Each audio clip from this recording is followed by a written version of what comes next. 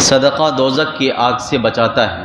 قال نبی صلی اللہ علیہ وسلم اتقوا النار ثم اعرض واشاح ثم قال اتقوا النار ثم اعرض واشاح ثلاثا حتى ظننا انه ينظر اليها ثم قال اتقوا النار ولو بشق تمرة فمن لم يجد فبكلمة طيبة۔ بخاری عن عدی بن حاتم۔ نبی کریم صلی اللہ علیہ وسلم نے فرمایا آگ سے بچو، یہ بات کہہ کر حضور صلی اللہ علیہ وسلم نے رخ مبارک پھیر لیا۔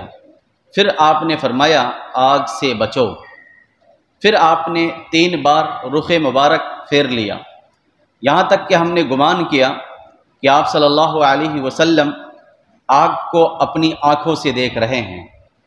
پھر آپ نے ارشاد فرمایا آگ سے بچو، اللہ تبارک و تعالی کی راہ میں صدقہ کرو، خواہ آدھی کھجور ہی صحیح۔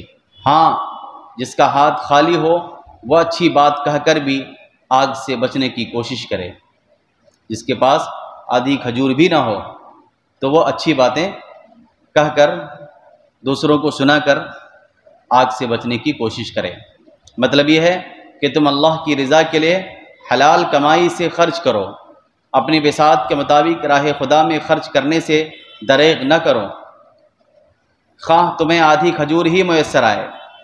اللہ کے دین کو غالب کرنے، اسلامی حکومت کے دفاع کرنے، غریبوں، یتیموں، محتاجوں اور بیواؤں کی اعانت کے لیے مال خرچ کرنے سے انسان آگ کی سزا سے بچ سکتا ہے۔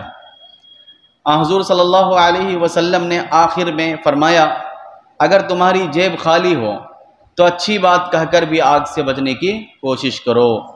اچھی بات کے معنی ہے نیکی کی دعوت دینا، برے کاموں سے روکنا اور خوش اخلاقی سے پیش آنا۔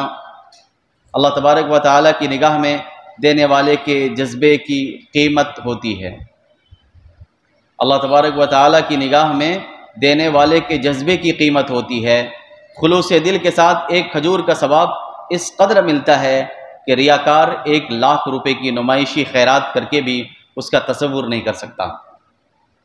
اسے اجر تو کیا ملے گا، ریاکار کو اجر تو کیا ملے گا، جذبہ نمائش پر اسے سزا بھگتنے کے لیے تیار رہنا چاہیے۔